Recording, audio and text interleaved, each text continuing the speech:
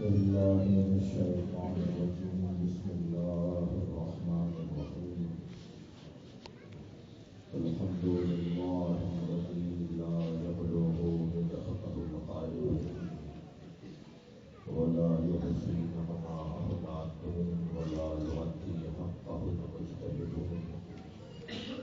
الذي لا يسعى بصفته خط محدود ولا نعل موجود ولا وقت معدود ولا أجل ممدود فطر الخلائق بقدرته ونشر الرياح برحمته الصلاة والسلام على الرسول المصدق المصطفى العمجد المحمود الأحمد سيدنا ومولانا ومولى الكونين جد الحسن والحسين معاني أبا القاسم محمد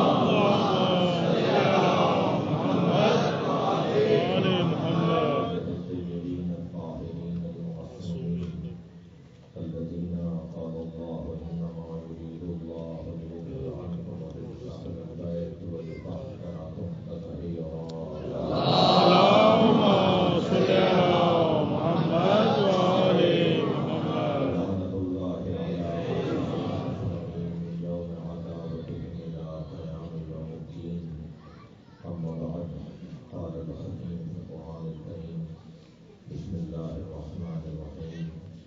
والذين آووا ونصروا أولئك هم المؤمنون حقا لهم مغفرة ورزق كريم صلوات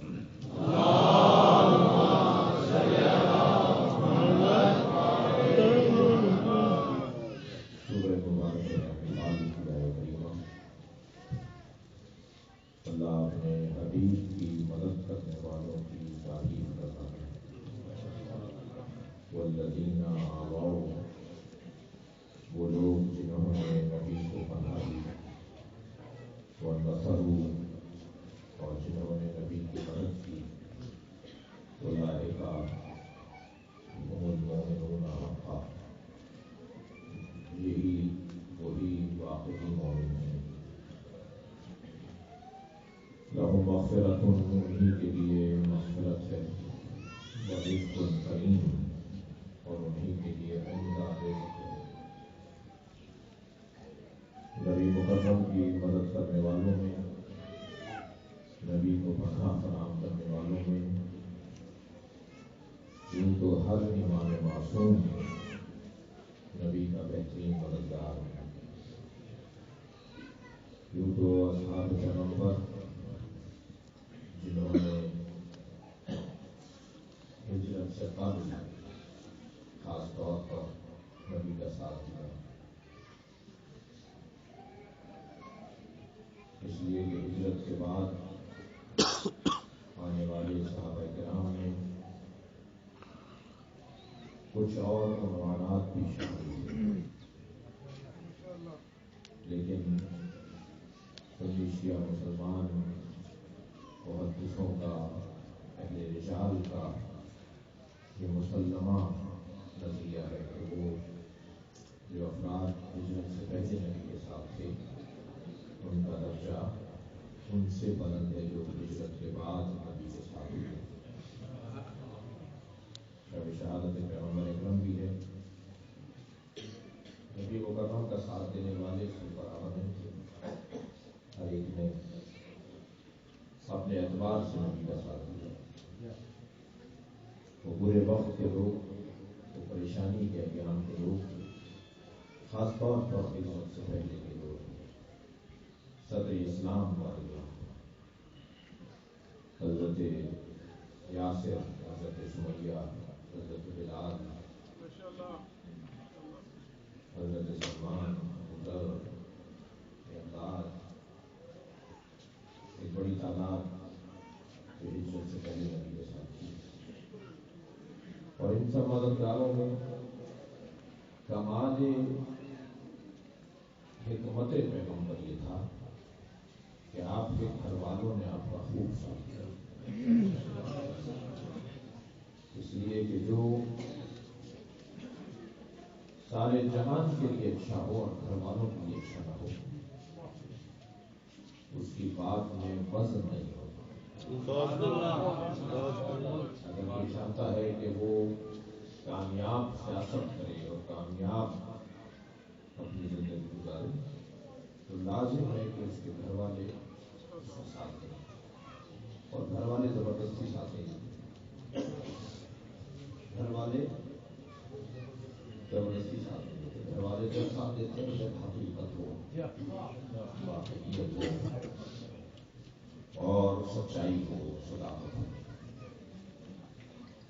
میرے مولا امام حسین اپنی مناجات میں ارشاد فرماتے ہیں، یا اللہ مجھے اپنے رشتہ داروں میں عزیز قرار دے، جو غیروں میں عزیز ہو، جو دوسروں میں عزیز ہو، اس کی عزت واقعی ہو، یہ لازم نہیں ہے، لیکن جو گھر والوں میں عزیز ہوتا ہے، جو خاندان والوں میں محترم ہوتا ہے، وہ سچا انسان ہوتا ہے، کیونکہ اہل خانہ خوب چاہتے ہیں، خاندان والے دوسروں سے بہتر چاہتے ہیں، جو خلوت سے بھی آشنا ہو اور جلوت سے بھی آشنا ہو، اس کا اقرار اور اس کا اعتراف واقعی اعتراف ہوتا ہے۔ نبی مکرم کی حمایت کرنے میں نبی کے پاس ایک جو مثبت ترین پہلو ہے، جسے آپ اپنی زبان میں پلس پوائنٹ کہتے ہیں، مثبت ترین پہلو نبی کی زندگی کا ہے، وہ یہ ہے کہ نبی کے گھر والوں نے نبی کا خوب ساتھ دیا، جو خود دلیل ہے نبی کی صداقت، اور گھر والوں میں بھی ایسا رشتہ جو معمولاً تکلف سے ساتھ دیتا ہے، اور وہ ہے بڑے کا رشتہ، دادا چچا۔ لیکن اگر چچا اپنے بھتیجے کو اپنا مولا بولے،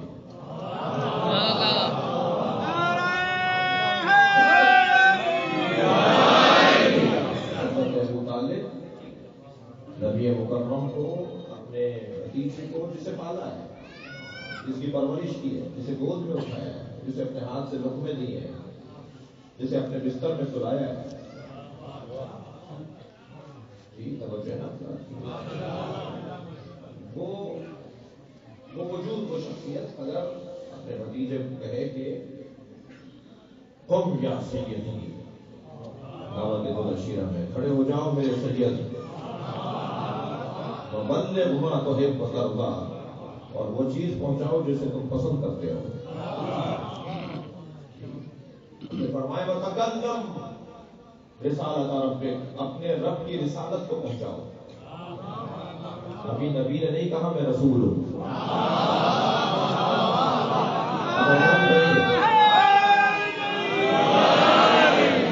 ابھی نبی نے نہیں فرمایا کہ میں رسول ہوں۔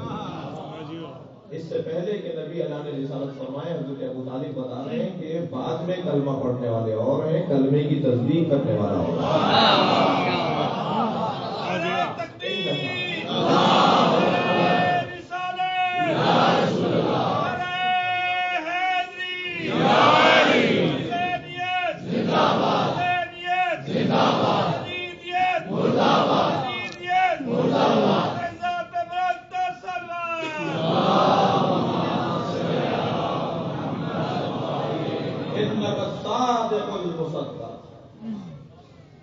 میرے بیٹے ہیں، میرے سید ہیں، میرے مولا پہنچاؤ، اس لیے کہ تم صادق بھی ہو اور مصدق بھی ہو۔ صادق اور مصدق، یہ جو حضرت ابو طالب کا ہے دعوت العشیرہ میں، تم تصدیق کرنے والے بھی ہو اور تصدیق شدہ بھی ہو۔ تصدیق کرنے والے ہیں، یہ تو بات سمجھ میں آتی ہے، جو کلمہ پڑھے گا نبی کہیں گے صحیح پڑھ رہا ہے، جو اسلام قبول کرے گا نبی فرمائیں گے کہ میں نے مان لیا، تصدیق کرنے والے صادق ہو جائیں گے۔ لیکن مصدق، تمہاری تصدیق ہوئی ہے، تو تصدیق شدہ ہو، وہ کون ہے جو نبی کی تصدیق کر رہا ہے؟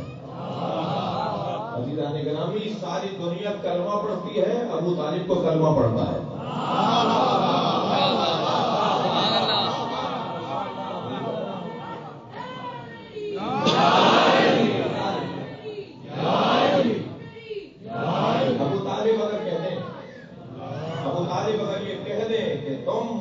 مصدق ہو، تم تصدیق شدہ نبی ہو، وہی نبی تصدیق شدہ ہو۔ دو نبوت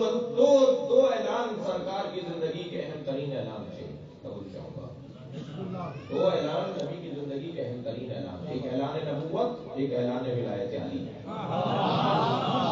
تاریخ تبلیغ پیغمبر میں دو اعلان اہم ترین اعلان نبوت جو دعوت الرشید کا ہوتا ہے، اور اعلان ولایت علی جو وزیر ہے۔ سبحان اللہ۔ اور اعلان ولایت علی کے بارے میں پیغمبر اکرم کو اللہ نے حکم دیا کہ پہنچاؤ وہ جو تمہیں ہم نے پہنچایا ہے، وَإِن لَمْ تَفْعَلْ، اگر تم نے یہ کام نہیں کیا فَلَمْ تَمَمْ اللَّهُ رِسَالَتَهُ، تم نے کچھ بھی نہیں کیا۔ جی سبحان اللہ۔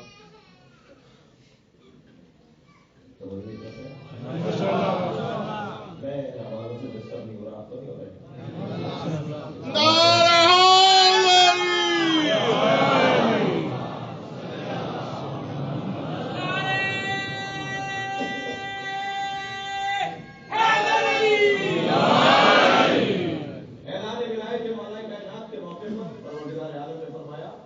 اگر تم نے یہ کام نہیں کیا تو وہ کچھ نہیں کیا۔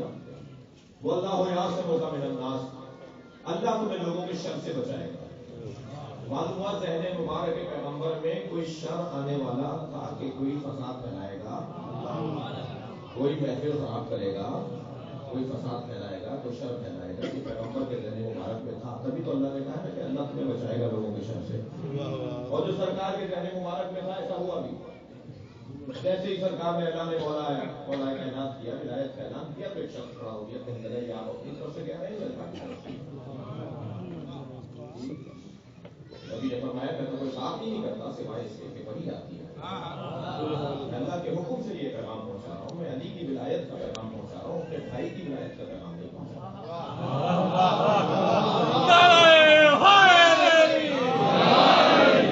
مجھے کہا ہے کہ علی کی ولایت کو عام کرو، علی کی ولایت کا پیغام پہنچاؤ۔ تو کہنے لگا کہ اگر یہ آپ اللہ کی طرف سے کہہ رہے ہیں تو پھر اللہ ہی سے کہیے کہ آسمان سے پتھر نازل ہو جو مجھے ختم کر کے چلا جائے۔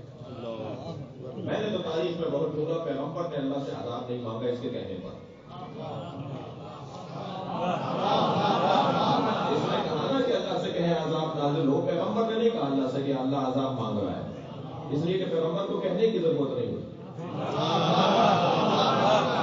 حقیقت اللہ سے مقابلہ ہے، اللہ نے پہلے کہہ دیا واللہ یعصمک من الناس، میں لوگوں کے شر سے بچاؤں گا۔ معاملہ اللہ کا اور اس بندے کا ہے۔ اچھا آپ نے دیکھا جو بغض علی کا شکار ہوتا ہے وہ عذاب ہی مانگتا ہے۔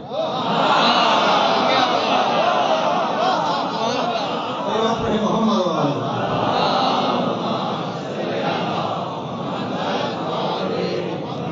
آسمان سے ایک پتھر نازل ہوا اور اسے ختم کر کے چلا گیا۔ توجہ کی طرف ہے نا، آسمان سے ایک پتھر نازل ہوا اور اسے ختم کر کے چلا گیا۔ ایک جملہ اور سن لیجئے، مجھے لگتا ہے وہ جو ابرہہ کا لشکر خانہ کعبہ کو گرانے آیا تھا اس کے مقابل ابابیل کا لشکر آیا، شاید وہ پرندہ ایک کنکر بچا کے دے گیا تھا اس دن کے لیے۔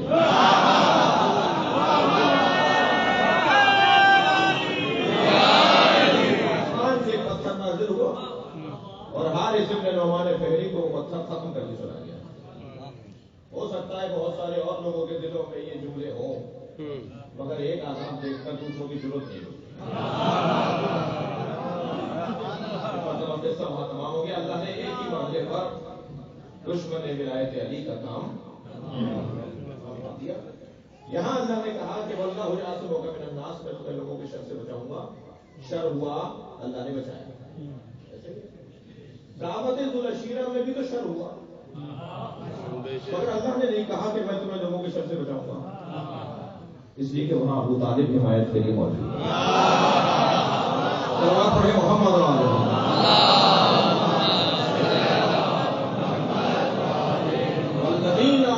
جنہوں نے میرے نبی کو پناہ دی، جنہوں نے میرے نبی کو پناہ دی اور نصروا اور میرے نبی کی مدد کی، وہی واقعی مومن ہیں۔ حضرت ابو طالب کی عظمت پر کل بھی بات رہی اور آج ایک منزل اور آگے بڑھوں۔ کون دیکھتا ہے ایک سلوات پڑھے ذرا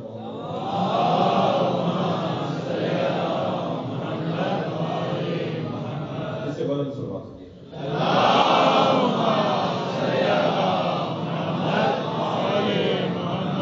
اس سے بلند سلوات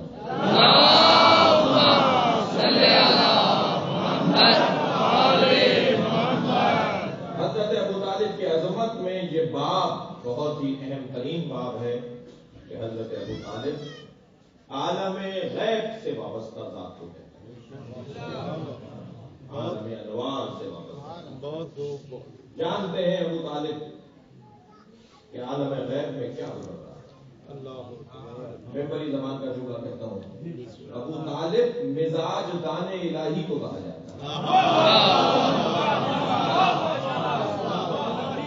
اللہ کے مزاج سے آشنا ہو اسے ابو طالب کہا جاتا ہے۔ جانتے ہیں کہ پروردگار عالم کا مزاج کیا ہے، اللہ کیا چاہتا ہے، مشیت الہی سے آشنا وجود۔ مکے میں انتہائی طوفانی بارش ہے، سارا مکہ گر گیا، سارے شہر کے لوگ روڈ پر آ گئے، رستے پر آ گئے، چھتیں گر گئی، مکانات گر گئے، حتیٰ خانہ کعبہ بھی گر گئے۔ خانہ کعبہ کی چھت گر گئی، خانہ کعبہ کی دیواریں زمین بوس ہو گئی، شدید طوفانی بارش۔ اور جب بارش تھمی تو سرداران قریش جمع ہوئے خانہ کعبہ کو دیکھنے کے لیے۔ ان سرداروں میں ایک سردار حضرت ابو طالب، خانہ کعبہ کو گرا ہوا دیکھ کر مشورہ کرنے کی کیا کیا جائے۔ کسی ایک نے کہا کہ کسی مہمان سے کہو کہ ان گری ہوئی دیواروں پر دیواریں اٹھا کر چھت ڈال دو تو خانہ کعبہ کی تعمیر کر دے۔ تو حضرت ابو طالب نے ایک جملہ ارشاد فرمایا، مگر اس سے پہلے میں ایک جملہ کہہ دوں کہ ابو طالب تہذیب بشریت کو مرتب کرنے والی ذات ہے۔ بشری تہذیب، انسانی تہذیب کو منظم اور مرتب کرنے والی ذات حضرت ابو طالب کی ہے۔ کہنے لگے اس کو ایسے ہی تعمیر کر لیا جائے، اس کی چھت ڈال دی جائے۔ حضرت ابو طالب نے آواز دے کر کہا کہ یہ تعمیر کا مسئلہ ہے، عمارت کا مسئلہ ہے، اور عمارت کا مسئلہ اگر حل کرنا ہے تو ماہر معمار سے پوچھنا پڑے گا۔ ابو طالب نے نظریہ دیا کہ اگر کوئی کام کرنا ہو تو اہل سے رجوع کیا کرو۔ تقلید کا نظریہ ابو طالب کا دیا ہوا ہے، جو جس میں ماہر ہے اس سے بات کرو، اور جو جس کا ماہر ہے اس سے رجوع کرنے ہی کو تقلید کہا جاتا ہے۔ آیت اللہ سیستانی ماہر ڈاکٹر سے رجوع کرتے ہیں، ماہر ڈاکٹر آیت اللہ سیستانی سے رجوع کرتے ہیں۔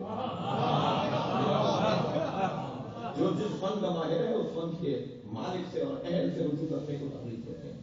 اصلی مسئلہ ہے کوئی حکم الہی نہ بھی ہو، کوئی قرآن کی آیت نہ بھی ہو، تب بھی فطری طور پر عقلی طور پر انسان کو ماہر سے رجوع کرنا پڑے گا۔ فرمایا ماہر مہمان کو بلاؤ، وہ بتائے گا۔ فلاں قبیلے میں ایک ماہر مہمان ہے، بلایا گیا، اس نے خانہ کعبہ کا معائنہ کیا اور کہنے لگا کہ پانی اس کی جڑوں تک اتر چکا ہے، اس کی جڑیں غیر مستحکم ہو گئی ہیں، لہذا پورا کعبہ گرایا جائے گا۔ جیسے ہی اس نے کہا کہ پورا کعبہ گرا کے نیا کعبہ بنایا جائے گا تو کسی نے تلوار کھینچی، کسی نے ڈنڈا اٹھایا، کسی نے مغلظ جملہ کہا اور شور مچ گیا۔ ابو طالب کی آواز آئی، خاموش، یہ تمہارا مہمان ہے، مہمانوں کے ساتھ ایسا کیا جاتا ہے۔ تو ایک سردار نے آواز دے کر کہا، ابو طالب تم سن نہیں رہے، یہ خانہ کعبہ کو گرانے کی بات کر رہا ہے، اور خانہ کعبہ کو اگر گرایا جائے گا تو عذاب الہی آ جائے گا۔ خانہ کعبہ کو گرانے آیا تھا ہاتھیوں کا لشکر، جو آسمان سے عذاب آیا تھا پرندوں کا، اگر ہم نے خانہ کعبہ کو گرایا تو ہم پر عذاب الہی آ جائے گا۔ اب جملہ سنیں حضرت ابو طالب کا۔ حضرت ابو طالب ایک نظریہ دے رہے ہیں، فرمانے لگے ان کی نیت خراب تھی، تمہاری نیت اچھی ہے۔ الاعمال بالنیات کا نظریہ ابو طالب نے دیا، تعلق نیتوں کے ساتھ ہے۔ فرمایا وہ خانہ کعبہ کو گرانے کی غرض سے آئے تھے، تم بنانے کے لیے گرا دو۔ تم یہ چاہتے ہو کہ اسی طرح اس کو ختم کر کے دوبارہ نئے سرے سے تعمیر کیا جائے، تمہاری نیت اچھی ہے۔ کہ ابو طالب کیا چاہتے ہو؟ کہ جو یہ کہے گا وہی ہوگا۔ اس نے کہا جی مال جمع کیا جائے تعمیر کعبہ کے لیے، سامان جمع کیا ہے، جو چیزیں لگیں گی خاص کعبے کی تعمیر میں اسے جمع کیا جائے۔ حضرت ابو طالب نے قریش کے سرداروں سے کہا کہ سب اپنا اپنا حصہ ڈالیں، سب نے اپنا اپنا حصہ ڈالا، اور جس دن تعمیر کا آغاز ہونے لگا اور یہ مہمان آگے بڑھا، ایک اجتہا زمین سے نکلا اور کعبے کے گرد چکر کاٹنے لگا، اور اس کے سانس کے ساتھ زہر نکل رہا تھا، اتنا خوفناک مسئلہ تھا۔ سب نے کہا بلاؤ ابو طالب کو، ہم نہیں کہتے تھے عذاب آئے گا۔ حضرت ابو طالب کے دروازے میں مجمع لگا ہوا ہے، ابو طالب اجتہا نکلا ہے، آئے حضرت ابو طالب اپنا آسا ہاتھ میں لیے ہوئے، خانہ کعبہ کو دیکھا، اس اجدہا کو دیکھا، اس مال کو دیکھا، معمار کو دیکھا. اب دیکھیں تہذیب بشریت کیسے مرتب ہو رہی ہے. یعنی جو ابو طالب کہتے ہیں کہ وہ شریعت ہو جائے گی، ابو طالب کہتے ہیں کہ وہ انسانی تہذیب بن جائے گی. حضرت ابو طالب نے سارے مال کو دیکھا، خانہ کعبہ کو، اجدہے کو، معمار کو دیکھ کر فرمانے لگے یہ جو مال ہے حرام ہے یا حلال؟ پہلی مرتبہ بشری تاریخ میں حرام حلال مال کی تمیز ابو طالب نے دی ہے. صلوات پڑھیں محمد والے.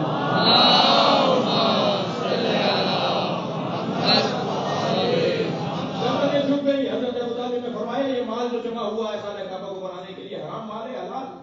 گردنیں جھک گئی، جواب دیا. اس لیے کہ یہ سرداروں کا، یہ بڑوں کا، یہ بڑینوں کا، یہ زمینداروں کا، یہ چودھریوں کا، میری مراد جو ہے وہی ہے. ان کا یہ پرانا دستور ہے، جو چیز اچھی لگی کہتی ہماری ہے. کہیں سے گزر رہے تھے، کوئی چیز اچھی لگی کا اٹھا لو، یہ ہماری ہے. وہ جو ہے اگر آج کے دور میں بھی یہی مزاج ہو، تو اسلام سے پہلے بڑے لوگوں کا مزاج تھا، سماجی بڑے لوگوں کا مزاج تھا، تو ماننا پڑے گا نا کہ ابھی زمانے جاہلیت گیا نہیں ہے. حرام حلال کی جو تمیز ہی نہیں ہے، جو چیز اچھی لگی اپنی ہے. ہم لوگ اس کی مجال ہے کہ ہم کیا کے بات کریں. حضرت ابو طالب نے فرمایا یہ مال حرام ہے یا حلال؟ گردنیں جھک گئی. حضرت ابو طالب نے فرمایا خانہ کعبہ کی تعمیر حرام مال سے نہیں ہوگی. جملہ دوں آپ کو، جب خانہ کعبہ حرام مال سے نہیں بن سکتا تو مسجد حرام مال سے کیسے بنے گی؟ جب خانہ کعبہ حرام مال سے نہیں بن سکتا تو نیاز نظر رشوت کے پیسوں سے کیسے ہوگی؟ خانہ کعبہ حرام مال سے نہیں بن سکتا تو بہنوں کا اور بیٹیوں کا مال کھا کر مجلس کیسے ہوگی؟ پڑھے محمد والے محمد.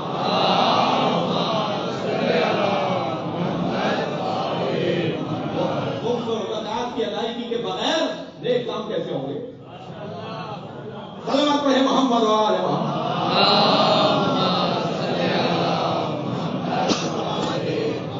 حرام مال سے خانہ کعبہ نہیں بنے گا. 3 دن لگ گئے حلال مال جمع کرنے میں.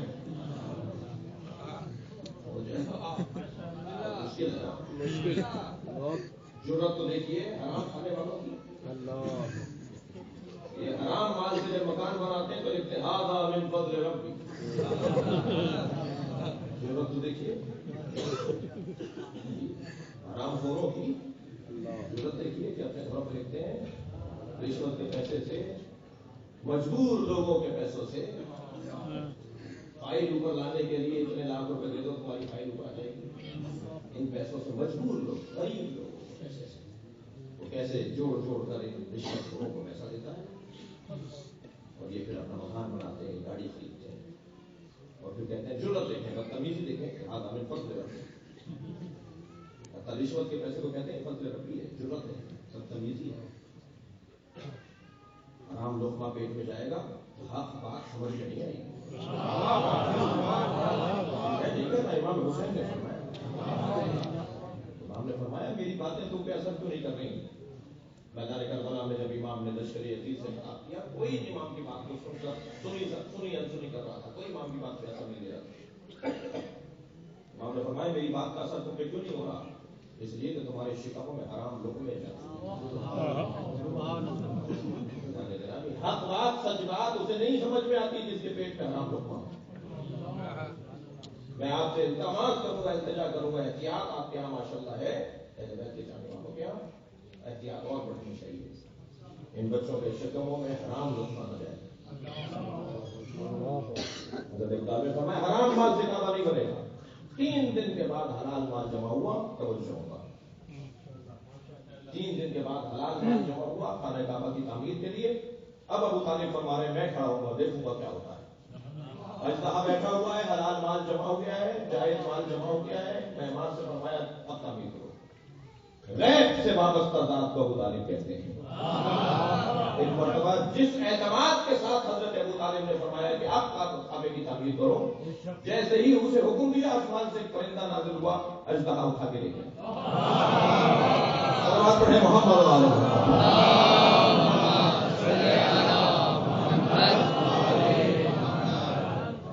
گرانیوں حجت خدا ہے ابو طالب. ابو طالب کو تلاش کرنا ہے تو صف انبیاء میں ابو طالب ملیں گے. نبی سے پہلے اگر کوئی نبی ہے تو اسے ابو طالب کہتے ہیں. حضرت ابو طالب کے کلمے کا مسئلہ نہیں ہے, ابو طالب کی حجیت کا مسئلہ ہے. ان لوگوں کو کلمہ نظر نہیں آ رہا. عزیزان گرامی, ان کا اپنا حال خراب ہے. ہجرت کے بعد والے لوگوں نے حضرت ابو طالب کا کلمے کی مسئلہ اٹھایا. حضرت ابو بکر کے زمانے میں, حضرت عمر کے زمانے میں, حضرت عثمان کے زمانے میں حضرت ابو طالب کے ایمان پر کسی نے منفی تبصرہ نہیں کیا. کسی ایک صحابی نے حضرت ابو طالب کی شان میں یہ نہیں کہا کہ انہوں نے کلمہ نہیں پڑھا. شام کی شرارت تھی, شام کی شرارت تھی, اور کہا مغیرہ ابن شعبہ کو کہ میں علی کو ذہنی تکلیف دینا چاہتا ہوں. جب گفتگو ہوگی تو علی کے پاپا کا کلمہ کہاں ہے, تو علی کو ذہنی تکلیف ہوگی, میں علی کو ذہنی تکلیف دینا چاہتا ہوں.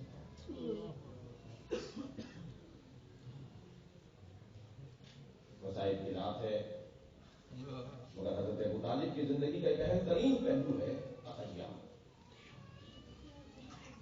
میرے بچے اور جوان توجہ کریں, تقیہ اللہ پہ واجب ہے, تقیہ رسول اللہ پر واجب ہے, تقیہ ائمہ پر واجب ہے, تقیہ اولیاء الہی پر واجب ہے, تقیہ ہم سب پر واجب ہے. وہ شیعہ نہیں ہے جو تقیہ کا عقیدہ رکھتے.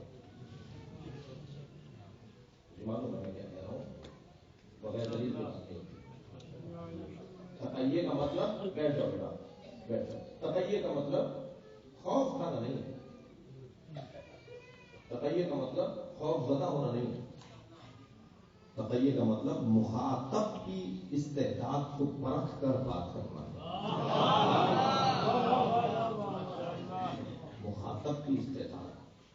تقیہ استعداد مخاطب کا موضوع نہیں ہے, تقیہ استعداد مخاطب کا مسئلہ ہے. بولنے والے کی استعداد کا موضوع تقیہ نہیں ہے. جس سے بات کی جا رہی ہے اس کی استعداد کو پرکھنا اور اس کے مطابق بات کرنا, یہ تقیہ ہے. اللہ پر تقیہ واجب ہے, تبھی تو تورات, زبور, انجیل کے بعد قرآن نازل کر رہا ہے. پہلے مرحلے میں قرآن نازل نہیں کر رہا. جیسے جیسے معیار فہم بڑھتا چلا جائے گا اللہ کا حکم تبدیل ہوتا چلا جائے گا. عقل کے مطابق بات کرنا تقیہ ہے. میں وہاں وہ بات کروں جو میری بات سمجھی جائے, یہ ہے تقیہ. ہر ایک سے ایک جیسی بات نہ کرنا, یہ ہے تقیہ. لوگوں سے ان کی عقل کے مطابق بات کرنا, یہ ہے تقیہ. اگر یہی جملہ لے لیں میرے محترم سننے والے کہ لوگوں سے ان کی عقل کے مطابق بات کرنا تقیہ ہے, تو اب اللہ پہ تقیہ واجب ہے یا نہیں؟ ائمہ اہل بیت پہ, نبیوں پر تقیہ واجب ہے. وہ بات ہی جب کرتے ہیں جب سامنے والے کی عقل پر رکھ لیتے ہیں. سمجھ جاؤں گا.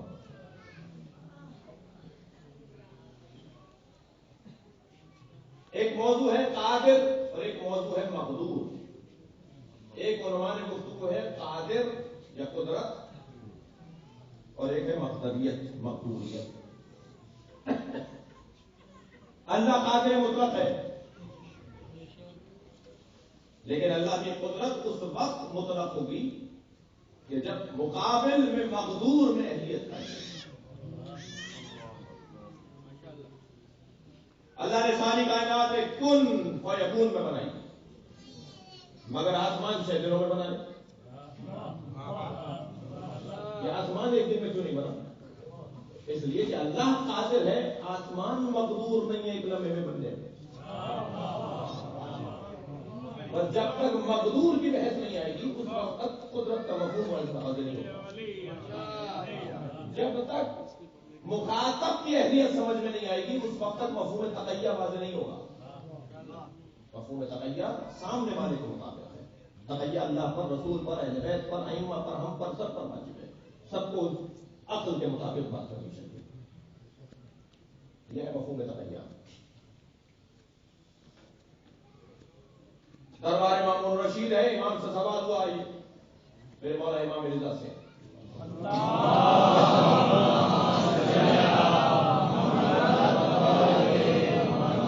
امام سے کہ آپ لوگ کہتے ہیں کہ علی جنت اور دوزخ کے تقسیم کرنے والے ہیں. ایک مخالف نے امام رضا سے سوال کیا آپ لوگوں کا عقیدہ ہے کہ علی جنت اور دوزخ کے تقسیم کرنے والے ہیں. میرے مولانا امام رضا نے فرمایا ہمارا عقیدہ نہیں ہے, نبی کی حدیث ہے. یا علی انت قسیم النار والجنہ, یہ نبی کی حدیث ہے. یا علی تم جنت اور دوزخ کے تقسیم کرنے والے ہو. تو مامون الرشید برابر میں بیٹھا تھا, کہنے لگا مولا اے فرزند رسول مجھے یہ حدیث سمجھ میں نہیں آئی. حضرت نے فرمایا اگر آیت سمجھ میں نہ آئے تو آیت اس کی تفسیر کرتی ہے, اور اگر کوئی حدیث سمجھ میں نہ آئے تو انکار کرنا طالب علم کی علامت نہیں ہے. کوئی اور دلیل تلاش کرو جس سے وہ بات سمجھ میں آئے.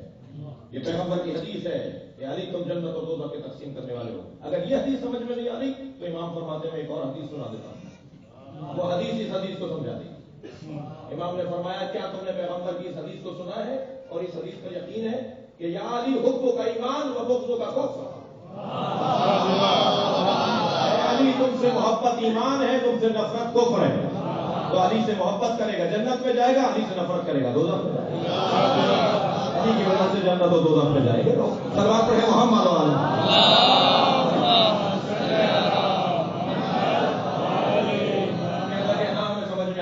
یہ مطلب ہے کہ علی کی وجہ سے علی کے چاہنے والے جنت میں جائیں گے, علی سے نفرت کرنے والے دوزخ میں جائیں گے. یہ پیغمبر نے ارشاد فرمایا. اب جیسے ہی محفل برخاست ہوئی اور امام اپنے بیت الشرف کی طرف روانہ ہوئے تو اب اصل بریلوی نے جن کا مزار مشہد مقدس میں ہے, اللہ آپ سب کو ان کی زیارت کے لیے لے جائے. انہوں نے امام رضا سے سوال کیا مولا جو آپ نے جواب دیا وہی جواب ہے؟ تقیہ کا مفہوم دیکھیے. امام نے فرمایا وہ ان کے لیے جواب تھا, تمہارے لیے اور ہے. انہیں اس بات سے سمجھ میں آ گئی بات, یہ ان کے لیے وہ جواب تھا, تمہارے لیے اور ہے. اب اصل سے کہا مولا میرے لیے کیا جواب ہے؟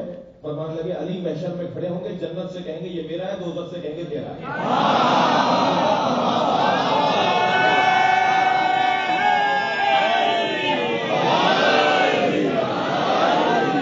ہر ایک سے اس کی عقل کے مطابق بات ہونی ہے. بس جس سے ہر ایک سے اگر عقل کے مطابق بات ہو جائے تو یہی ہے تقیہ.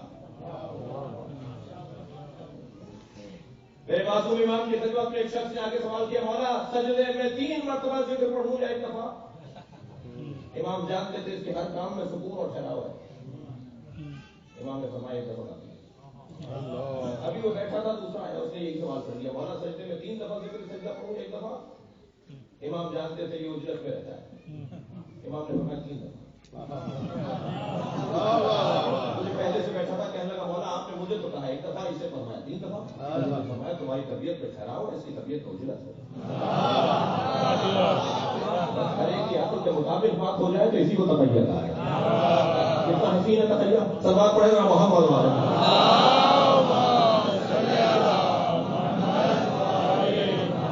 شکر دے رہا ہوں آپ کی محترم سماعتوں کے لیے. صلح امام حسن بیعت نہیں تھا,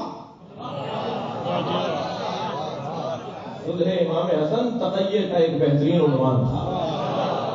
چاہنے والے بھی جانتے ہیں امام کیا کر رہے ہیں, اور جن سے صلح فرما رہے ہیں وہ بھی جانتے ہیں کہ امام کیا کر رہے ہیں.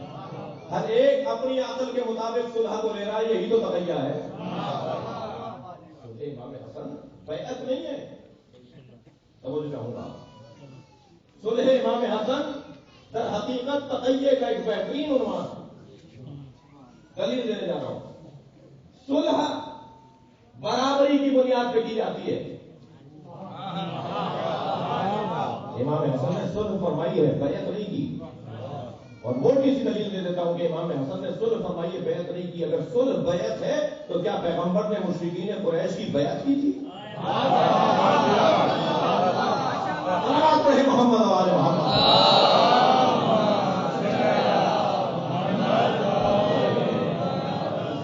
قریش سے صلح فرما رہے ہیں, بیعت نہیں کر رہے. امام حسن کی بیعت نہیں کر رہے. یہاں حضرت ابو طالب کا عالم بھی ہے. فرمایا میں نے لوگوں کے جملے اپنی زبان پر, جو لوگ کلمے کے جملے اپنی زبان پہ جاری کر رہے تھے, وہ جملے میں نے اپنی زبان پہ جاری نہیں کیے تاکہ میں اپنے محمد کی حفاظت کر سکوں. سبحان اللہ, سبحان اللہ. سمجھنے والے تو سمجھ لیں گے نا. تم نے لا الہ الا اللہ محمد رسول اللہ والا کلمہ ابو طالب سے نہیں سنا, تم نے 2000 شعر نہیں سنے ابو طالب کے جو توحید پر انہوں نے گئے؟ تم نے 11 نعتیں نہیں سنی نبی سے ابو طالب سے، جس میں نبی کو انہوں نے رسول کہہ کر، سرکار کو انہوں نے رسول کہہ کر کیا کیا ہے؟ اور بھی کوئی کلمہ چاہیے؟ لوگ ابو طالب کا دیوان پڑھیں گے تو سمجھ لیں گے ان سے بڑا تو کوئی موحد نہیں ہے، اور لوگ حضرت ابو طالب کا وہ انداز جب نہیں تلاش کر پائیں گے تو اس کے ذریعے سے نبی کی حفاظت ہوگی۔ ابو طالب حکیمی میں کائنات کو جانتے ہیں کہ انہیں کس انداز سے اور کس طریقے سے اپنے بھتیجے کی مدد کرنی ہے۔ جتنی مشکل رسالت تھی اتنا ہی مضبوط مددگار، اتنا ہی مضبوط مددگار، علمی اعتبار سے بھی مضبوط ہے، کردار کے حساب سے جانتے ہیں کہ میں کس کی حمایت کر رہا ہوں۔ کل بہت ساری باتیں ہوئی اور قطعیے کا مفہوم اس انداز سے عقل کے مطابق بات کرو۔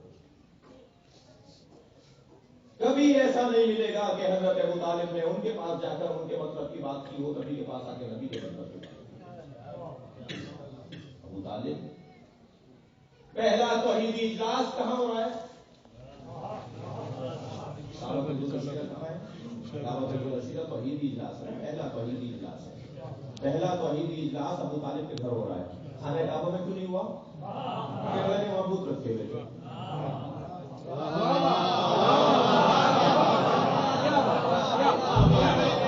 توحیدی اجلاس نہیں ہو رہا اس لیے کہ بت رکھے ہیں، ابو طالب کے گھر ہو رہا ہے اس لیے کہ وہاں بت نہیں ہے۔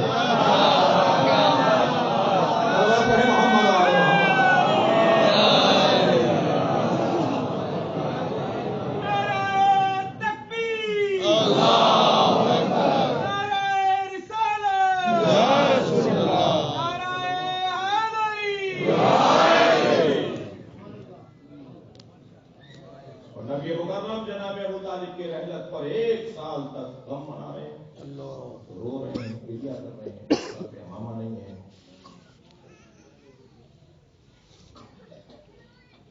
اچھا جملہ کہا ہے ابن ابی العزیز معتزلی نے سنی عالم نے حضرت ابو طالب کی خدمت پر، کہتے ہیں کہ مکے میں اکیلے ابو طالب نے حمایت کی اور پناہ دی، مدینے میں 1 لاکھ صحابہ کرام سے وہ کام نہیں ہوا جو مکے میں ابو طالب اکیلے سے ہوا۔ اگر ابو طالب زندہ ہوتے تو ایک بھی جنگ نہیں ہوتی نبی کے ساتھ۔ ابو طالب کی رحلت ہوئی، 80 جنگوں کا سامنا کرنا پڑا نبی کو۔ ایک ابو طالب کی حمایت ایک طرف اور 1 لاکھ سے زیادہ صحابہ کرام کی حمایت ایک طرف، پھر بھی برابر نہیں ہوئی۔ فرمایا کفف تو اگر مجھے موت اجازت دے دیتی کہ میں ابھی اور زندہ رہتا تو میں اپنے محمد کی حفاظت کے لیے اکیلا تھا۔ سبحان اللہ، سبحان اللہ، مجال ہے کہ میرے نتیجے کی طرف لے جاؤں۔ سبحان اللہ، اتنی تکلیف پہنچائی سرکار کو، 80 جنگوں کا سامنا ہے سرکار، چھوٹی بڑی جنگیں ملا کر 10 سالہ زندگی، بڑی زندگی، 80 جنگیں، اور ایسی ایسی خطرناک جنگیں، تکلیف دے مار کے۔ مسلمانوں کی آزمائش بھی بھرپور ہے، سرکار کے لیے بھی آزمائش مکمل ہے، یہاں تک کہ سرکار کو زہر دے دیا گیا، ابھی مقام کو زہر سے شہید کیا، اور جب بستر شہادت پر سرکار آئے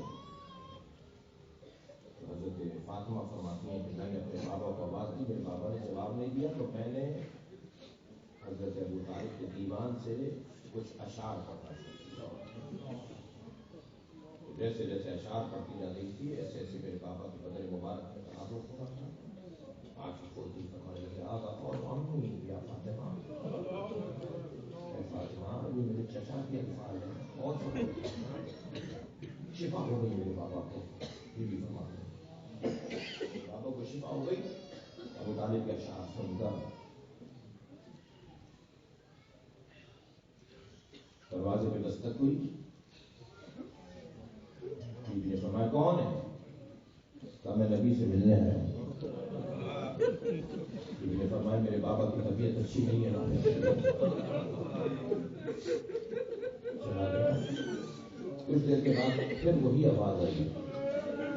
پھر بھی میں نے پوچھا کون ہے؟ کہا میں وہی ہوں جو کچھ دیر پہلے آیا تھا, مجھے نبی سے ملنا ہے. نے فرمایا میرے بابا کی طبیعت اچھی نہیں ہے. پھر چلا گیا. تیسری مرتبہ آیا تو پیغمبر نے فرمایا فاطمہ اسے آنے دو, یہ ملک الموت ہے, کسی سے اجازت نہیں مانگتا. یہ تمہاری عظمت ہے, تمہارے دروازے کی عظمت ہے, تمہاری وجہ سے اجازت نہیں. ملک الموت جانتا ہے نا کہ اس دروازے کی عظمت کیا ہے.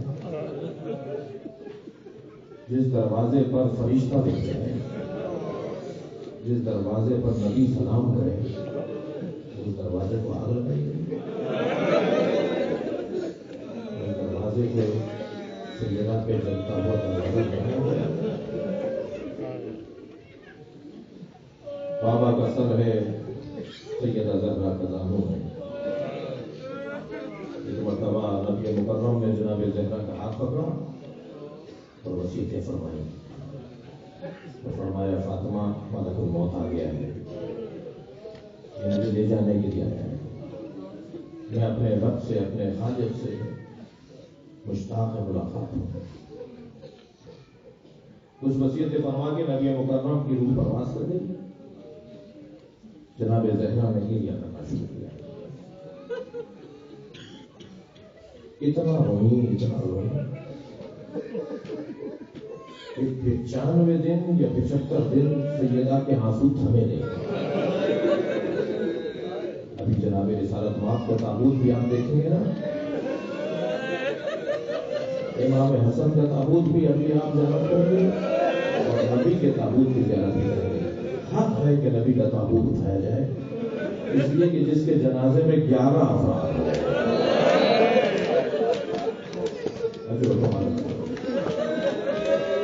مولا علی نے پہلے دن نہیں دفنایا نبی کو, 3 دن بعد نبی کو دفنایا ہے. یہ تاریخ عجیب و غریب باتیں لکھ دیتی ہے. اگر علی پہلے دن دفنا دیتے, گنجائش نہیں رکھی مولا نے کسی کو کچھ لکھنے کی, علی نے جلدی دفنا دیا. 3 دن کا ہوتے ہیں, ساری امت کو تو حکم ہے کہ جلدی دفناؤ. عزیزانو, جنازے کو تاخیر سے کیوں اٹھاتے ہیں؟ آپ کے عزیزوں میں بھی اللہ سب کو سالم رکھتے, لیکن کبھی اتفاق ہو تو جنازے کو تاخیر سے کیوں اٹھاتے ہیں؟ جنازے کو تاخیر سے اس لیے اٹھاتے ہیں کہ یا تو جنازہ زخمی ہوتا ہے, زخم روک دیا جائے, یا کسی کا انتظار ہوتا ہے. یہ مظلومیت پیغمبر ہے کہ علی جنازے میں کسی کا انتظار کر رہے ہیں, مگر 3 دن تک پیغمبر کے جنازے میں کوئی نہیں آیا. فیصلے ہوتے رہے, اور 3 دن کے بعد جب مولا نے دفنا دیا تو اعتراض یہ ہوا کہ علی نے ہمیں جنازے میں نہیں بلایا, علی نے ہمارا انتظام نہیں کیا. اس سے زیادہ انتظار ہوتا. پیغمبر اکرم کا جنازہ میرے مولا نے غسل و کفن دیا اور قبر کے حوالے کر دیا. اللہ اکبر. سیدہ زہرا 95 دن یا 75 دن روزے نہیں ہیں. مدینے والے کہتے تھے یا علی فاطمہ سے کہیے یا دن میں رویا کریں. مجلس میں خواتین بھی بیٹھی ہیں, جب آپ کے رونے کی آوازیں بلند ہوں تو تصور کیجیے گا کہ آپ جناب فاطمہ زہرا کو پوچھنا دیں. ان کے بابا کے شہادت کی رات ہے, ان کے بیٹے کی شہادت کی رات ہے. اللہ کرے جناب زہرا ہماری مجلس میں آ جائیں اور گریے کی آواز کے ساتھ, بیوی کی گریے کی آواز کے ساتھ ہماری بیویوں کی آوازیں بلند ہوں. علی فاطمہ سے کہیے کہ رات کو رونے کریں یا دیر میں رونا. مولا نے فرمایا فاطمہ تمہارا رونا انہیں برداشت نہیں ہے, تمہارا رونا انہیں پسند نہیں ہے, میں تمہیں شہر سے باہر ایک گھر بنوا دیتا ہوں. مولا علی نے بیت الاحزان ایک حجرہ بنوا دیا. روزانہ جناب زہرا حسنین کا ہاتھ پکڑتے جاتے ہیں اور وہاں سے ظالموں نے وہ گھر بھی گرا دیا. خدا کی زبان میں نہ بلائے. اور بابا کی رحلت کے بعد 30ویں دن جناب زہرا کے دروازے کو آگ لگائی. بی بی کا محسن شہید ہوا. بی بی دربار میں فدق مانگنے گئی. یہ میں مصائب پیغمبر پڑھ رہا ہوں. بی بی دربار میں اپنا فدق کا حق مانگنے گئی اور سیدہ کو واپس لوٹا دیا گیا. بی بی کو جھٹلایا گیا. بی بی کی گواہیوں کو مانا نہیں گیا. جب جناب سے میں نے ایک بزرگ کو دیکھا جن کے جوان بیٹے کا انتقال ہوا تھا. جنازے سے لے کر چہروں تک ان کے سارے بال سفید ہو گئے. اگر غم انسان کے دل و جگر پر طاری ہو تو وہ بوڑھا ہو جاتا ہے. جناب زہرا کی عمر ہے 18 سال مگر بی بی کے ہاتھ میں عصا آ گیا تھا. تھکر نہیں ہوئے ہزاروں. بی بی دیوار کا سہارا لے کر چل رہے. جناب زینب کو دیکھتی تھی روتی تھی. جب کہ زینب قریب آتے تھی کم سے شہادت ہونے کے چھوٹے چھوٹے بچے ہیں. جناب زینب کو دیکھ کر جناب زینب روتی تھی. جب مولا کائنات کو ضرورت لگی کوفے میں تو مولا نے دیکھا کہ عباس نالین پہنا رہے ہیں مگر رو رہے ہیں. حضرت عباس کو آواز دے کر کہا عباس رو نہیں, دیکھو کتنے چڑھنے والے ہیں. پھر مولا کی نگاہ گئی امام حسن تک. امام حسن کی آنکھوں سے آنسو نکل. فرمایا بیٹا حسن گریہ نہیں کرو, حق کے خاطر جینے والوں کو یہ دیکھنے پڑتے. دیکھا محمد حنفیہ رو رہے ہیں. فرمایا بیٹا محمد گریہ نہیں کرو. امام حسین کو دیکھا گریہ کر رہے ہیں تو کہا بیٹا حسین گریہ نہیں کرو. مسجد کوفہ سے گھر تک سارے رستے علی کہتے رہے حسن گریہ نہیں کرو, حسین گریہ نہیں کرو, عباس نہیں رو, محمد حنفیہ نہیں رو. لیکن جیسے ہی گھر میں داخل ہوئے زینب کو آتے ہوئے دیکھا خود رونے لگے. زینب کو دیکھ علی کی آنکھوں میں آنسو آ گئے.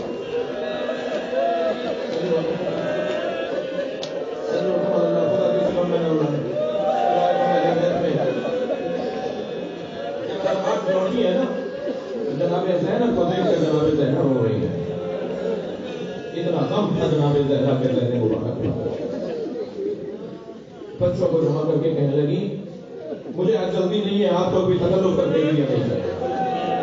چھوٹے چھوٹے بچوں کو حسنین کو جناب زینب کو بھی ام کلثوم کو جمع کر کے کہنے لگی میں بیمار ہوں نا, میں ابھی دعا کرتی ہوں تو میں الہی آمین بولوں. بچوں نے ننے ہاتھ اٹھائے, اماں دعا کریں گے یہ الہی آمین بولیں گے. بی بی نے ایک دعا کی جس پہ بچوں کی چیخیں بنا دو.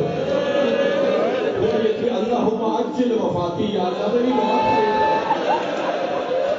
میں بابا کے بعد اب جینا نہیں چاہتا. خدا کی سوا میں اللہ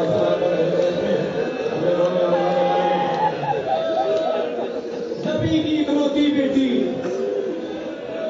نبی کی شہیدی بیٹی 95 دن اور 75 دن کے بعد جوانی کے حالت میں چھوٹے چھوٹے بچوں کی ماں شہید ہو گئی. پھر فرمانے لگی میرے جنازے میں وہ نہ آئے جنہوں نے میرا محسن شہید کیا. جناب زہرا کا جنازہ رات کی تاریخ میں مولا نے اٹھایا. حضرت آپ نے گریہ کر لیا, ابھی تابوت کی زیارت کریں گے. مگر میں ان رونے والوں سے ایک سوال کرتا ہوں. کائنات میں سب سے زیادہ افضل ترین مخلوق نبی, پھر فاطمہ, حسن, حسین, علی, پنجتن کے جنازوں کا حال سنا ہے. ہمارے عزیز کا اگر کوئی انتقال ہو جائے, معاشرے کے کسی معتبر انسان کا انتقال ہو جائے تو لاکھوں لوگ شریک ہوتے ہیں. حضرت آیت اللہ خمینی کے جنازے میں کتنے تھے, قائد اعظم کے جنازے میں کتنے لوگ تھے, ہزاروں لوگ, لاکھوں لوگ. کائنات کا سب سے اہم ترین وجود نبی کا وجود. ہم یوں ہی آج کی شب شہادت کے لیے نہیں کر رہے. نبی کے جنازے میں 11 یا بہت 13 لوگ ہیں.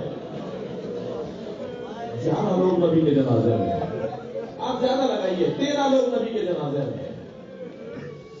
تو جب نبی کا جنازہ دفنا دیا تو امت نے اعتراض کیا کہ اہل بیت نے ہمیں نبی کے جنازے میں نہیں بلایا. مولا بارش ہے نا, مولا دفنائیں گے. کہنے لگے ہمیں امت کو نبی کے جنازے میں اہل بیت نے نہیں بلایا. بڑا اعتراض تھا کہ امت کو جنازے میں نہیں بلایا. 95 دن بعد اہل بیت کے گھر میں دوسری میت ہے. اللہ اکبر. جناب فاطمہ زہرا کا جنازہ ہے. بیوی کے جنازے میں 4 آدمی ہیں. امت سے سوال ہے نا, نبی کے جنازے میں 11 لوگ, جناب فاطمہ زہرا کے جنازے میں 4 افراد ہیں. رات کی تاریخ میں جناب زہرا کا جنازہ اٹھا ہے. امت کا اعتراض ہوا اہل بیت ہمیں جنازے میں نہیں بلاتے. اہل بیت کے گھر میں تیسرا جنازہ مولا علی کا ہے. 2 لوگ ہیں جنازے میں. علی کے جنازے میں 2 لوگ ہیں. فاطمہ زہرا کے جنازے میں 4, مولا علی کے جنازے میں 2 لوگ. امت کا اعتراض ہوا کہ اہل بیت ہمیں جنازوں میں نہیں بلاتے. پہلے 3 جنازوں میں امت کو نہیں بلایا اہل بیت نے. اب یہ 4تھا جنازہ ہے جو امت کے کاندھوں پہ دیا تھا. امت نے 3 بار کے واپس دیا.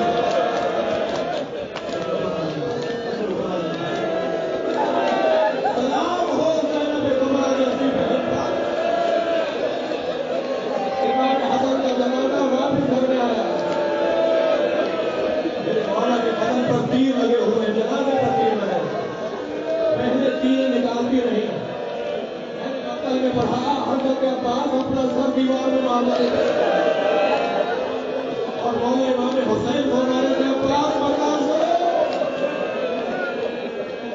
امام حسن کے جنازے کو تیر مار دیے گئے.